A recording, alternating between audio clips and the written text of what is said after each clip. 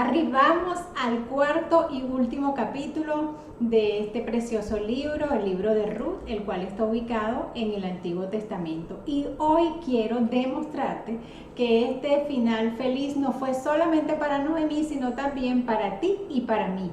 No te lo pierdas.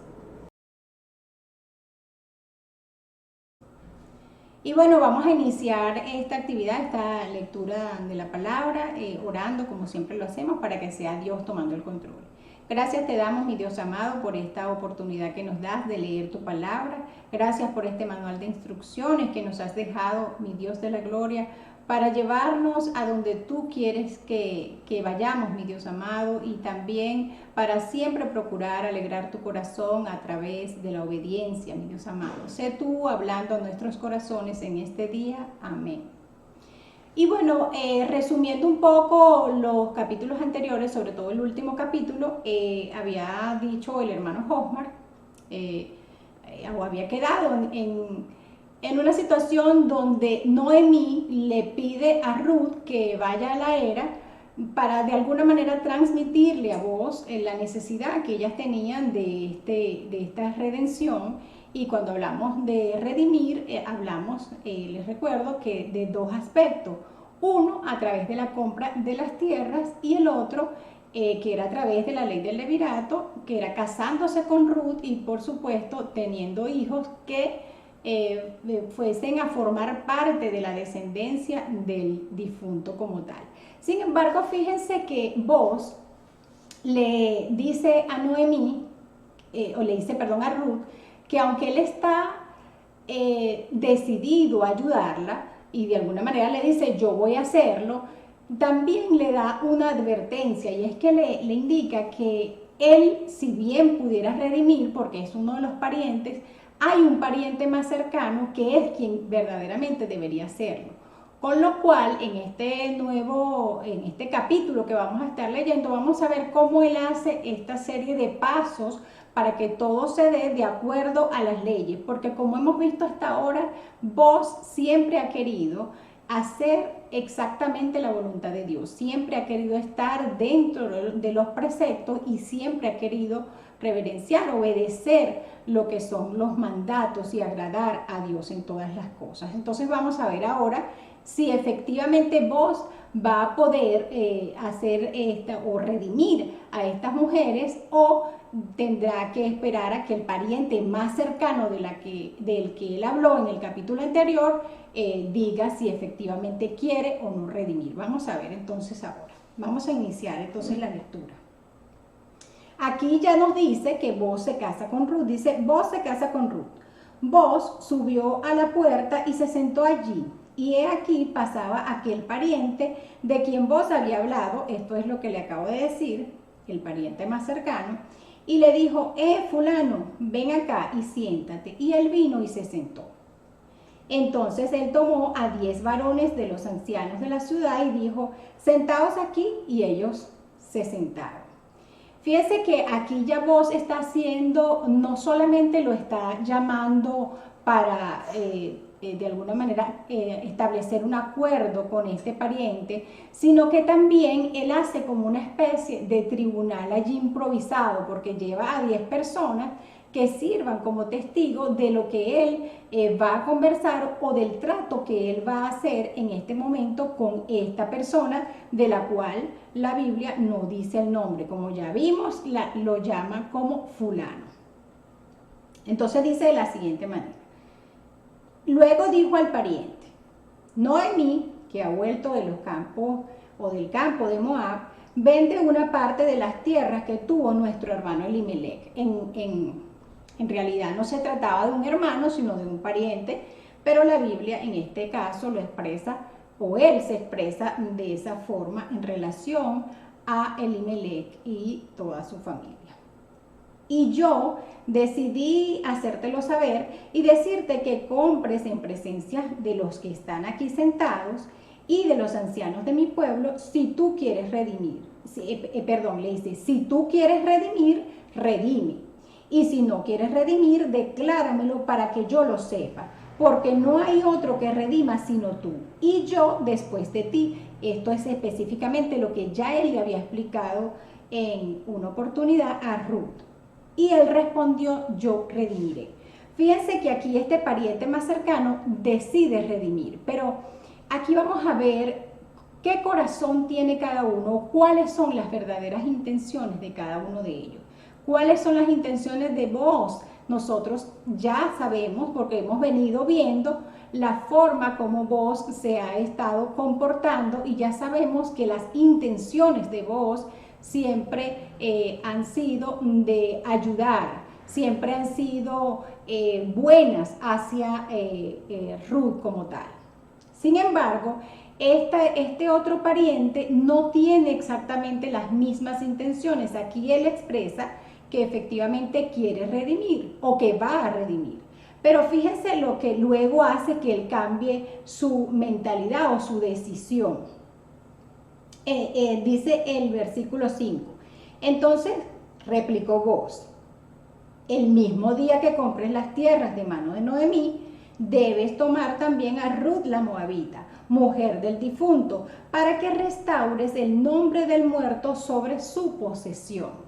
De alguna manera le está cambiando un poco sus planes. Fíjense que cuando nosotros hemos venido hablando sobre este tema de la redención, hablábamos de compra de tierras. Sin embargo, esa compra era más bien una especie de arrendamiento, porque se trataba de que nadie podía vender sus tierras. Es decir, las tierras siempre iban a formar parte de una misma familia, a menos que en una situación como esta se tuvieran que vender, pero esta venta o este comprador no iba a tener esas tierras para siempre.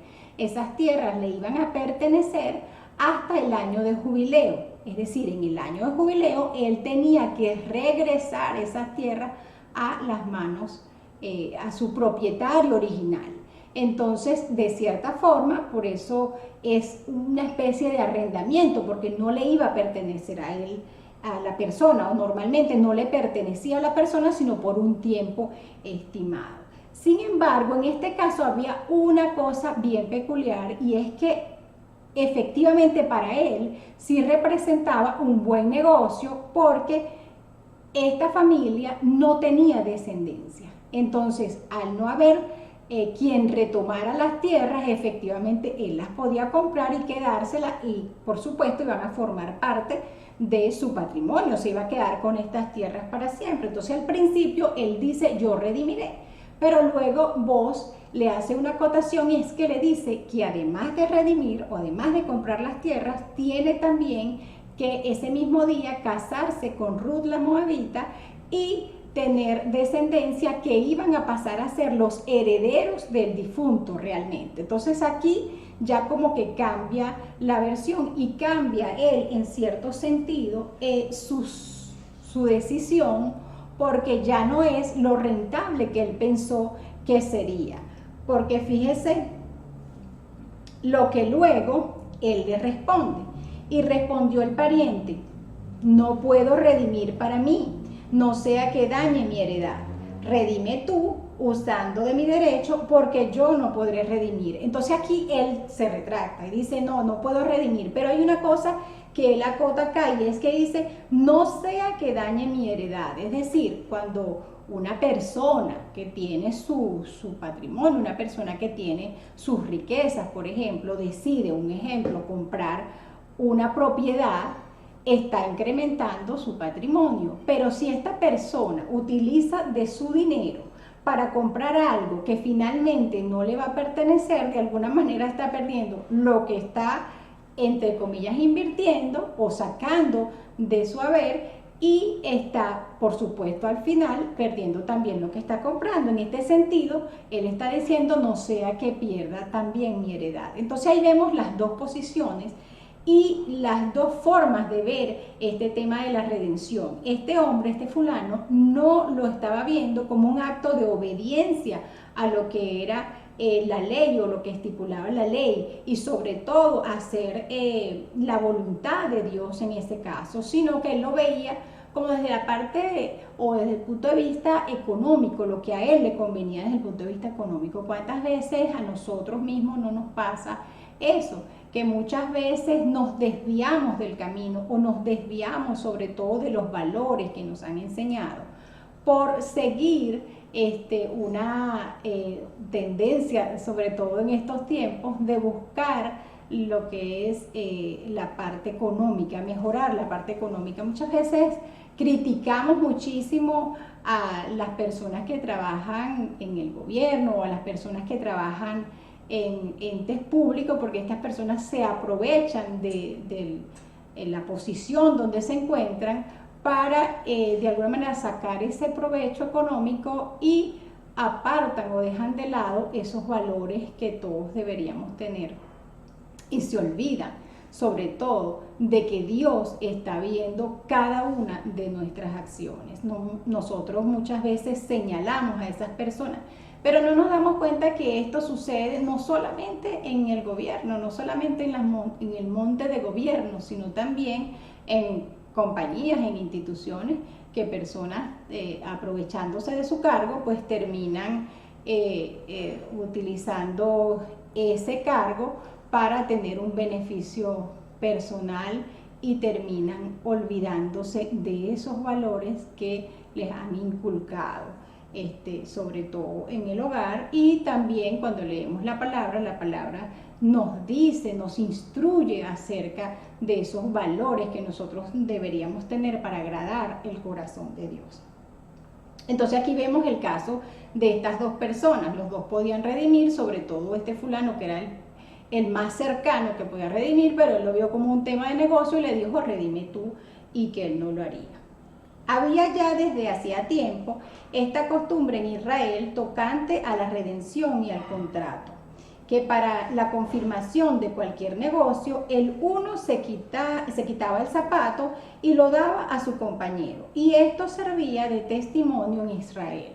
Es decir, en lugar del handshake o en lugar de darse las manos o firma del contrato, la persona, para cerrar ese acuerdo, se quitaba el zapato. Entonces el pariente dijo a Booz, tómalo tú, y se quitó el zapato. Es decir, ya él se lavó las manos y dijo, no, tómalo tú.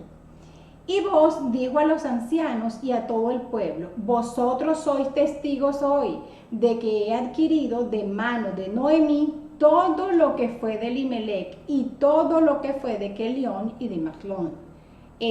Mahlón era el esposo de Ruth. Entonces él aquí, fíjense que muchas personas coinciden en que cuando él dice que iba a tomar todo lo que fue de Elimelech y de sus dos hijos, estaba hablando de una fuerte suma de dinero que él iba a poner allí, porque él estaba hablando de que todo lo que les pertenecía, lo que él sabía, incluso hasta lo que no sabía.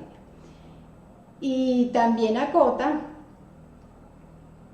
y que también tomo por mi mujer a Ruth la moabita, mujer de Mahlón, para restaurar el nombre del difunto sobre su heredad, para que el nombre del muerto no se borre de entre sus hermanos y de la puerta de su lugar. Vosotros sois testigos hoy. De alguna manera ahí también él está acotando por qué y para qué se casa con Ruth. Se casa con Ruth sobre todo con la decisión o determinación de hacer que el nombre del difunto no sea borrado de Israel. Y dijeron todos los del pueblo que estaban a la puerta con los ancianos, testigos somos, Jehová haga a la mujer que entra en tu casa como a Raquel y a Lea, las cuales edificaron la casa de Israel, y tú seas ilustre en Efrata y seas de renombre en Belén. Fíjense que allí comienzan estas personas a bendecir a Booz y a Ruth, porque de alguna manera ellos estaban viendo el corazón o la forma en que cada uno de ellos estaba actuando. De alguna manera ambos estaban actuando de acuerdo a las leyes, de acuerdo a la palabra, y entonces comienzan ellos a darle todas estas bendiciones. Y fíjense que cuando habla, que dice, y dijeron todos los del pueblo que estaban a la puerta con los ancianos, testigos somos, Jehová haga a la mujer que entra en tu casa como a Raquel y a Lea, las cuales edificaron la casa de Israel. Allí está hablando de Raquel y Lea, las esposas de Jacob. Y luego le dice a él que sea él ilustre en Efrata y que sea de renombre en Belén. Pero además de eso, fíjese que también le dice, y sea tu casa como la casa de Fares, el que Tamar dio a luz a Judá, por la descendencia que de esa joven te dé Jehová. Fíjese que en Génesis, en el capítulo 38 de Génesis, habla de esta historia que es muy parecida en cuanto a lo tocante a la redención. Aquí también hay un caso parecido en donde Judá tiene 3 hijos.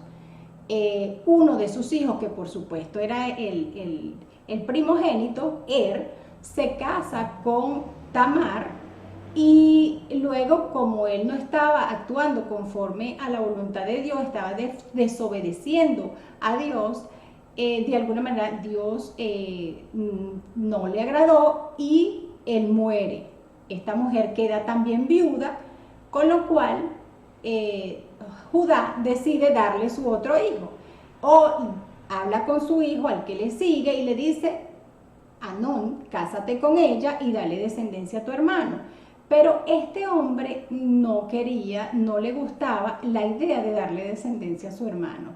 Entonces también hizo las cosas mal delante de los ojos de Jehová y muere también este hombre. Y quedando Sela, que era el más joven, él acuerda con ella que ella se vaya a la casa de su padre y espere por Sela, que estaba más joven.